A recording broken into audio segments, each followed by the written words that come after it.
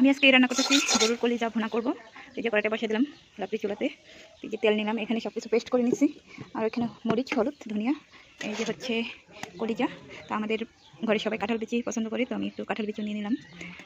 কলিজাগুলো আমি অবশ্যই গরম পানি দিয়ে ভালো করে সিদ্ধ করে পরিষ্কার করে নিয়েছি, সমস্ত রক্ত বের করে নিচ্ছি। এখন আর একদম ঝকঝকা।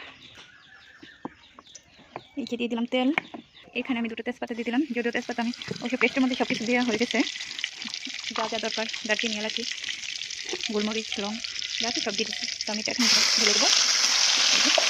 ঢেলে দিলাম আমি। এখানে আমি এখন হলুদ গুঁড়া দিব সামান্য পরিমাণে, এই যে বেশি দেবো না, এগুলো হাতের হলুদ গুঁড়া তো অনেক রং হয়ে যায়। এখানে মরিচ দেবো সামান্য, তারপর একটু ধনিয়া গুঁড়া দিয়ে দেবো, সাথে দিয়ে দেবো লবণ, দিয়ে আমি ভালো করে কষিয়ে নেবো। মশলা ভালো করে কষানোর পরে আমি এখানে আমার পরিষ্কার করা কলিজাগুলো দিয়ে দেবো। এখানে আমি দিয়ে দিতেছি,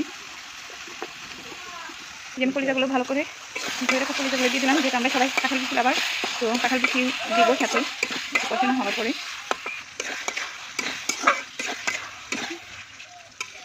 এখানে কাঁঠাল বিচিগুলো দিয়ে দিতেছি, তা না হলে আবার সিদ্ধ হবে না, আগে দিয়ে দেওয়াই ভালো।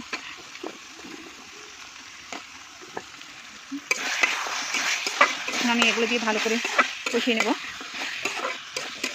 যেহেতু আমরা তেলের পরিমাণ একটু কম খাই, কেউ কিছু মনে করবে না। তবু তেল অনেকটাই দেওয়া হয়ে গেছে। এটা ভালো করে কষানো হয়ে যাওয়ার পর আমি এখানে সামান্য পরিমাণ পানি দিয়ে দেবো, কারণ কাঁঠালের বিচিগুলো সিদ্ধ হওয়া পর্যন্ত যেন পানিটা থাকে, সেজন্য আমি একটু পানি দিয়ে দিলাম। এখন আমি এটা ঢাকনা দিয়ে ঢেকে দেবো। ঢাকনা দিয়ে ঢেকে দিলাম। এটা রান্না প্রায় হয়ে গেছে, ঝোলটা একটু কমবে। আমার রান্না কমপ্লিট। এই যে আমি এখানে ভাজা জিরেগুলো ছিটিয়ে দেবো। এখন আমি এটা ভুনা হয়ে গেল।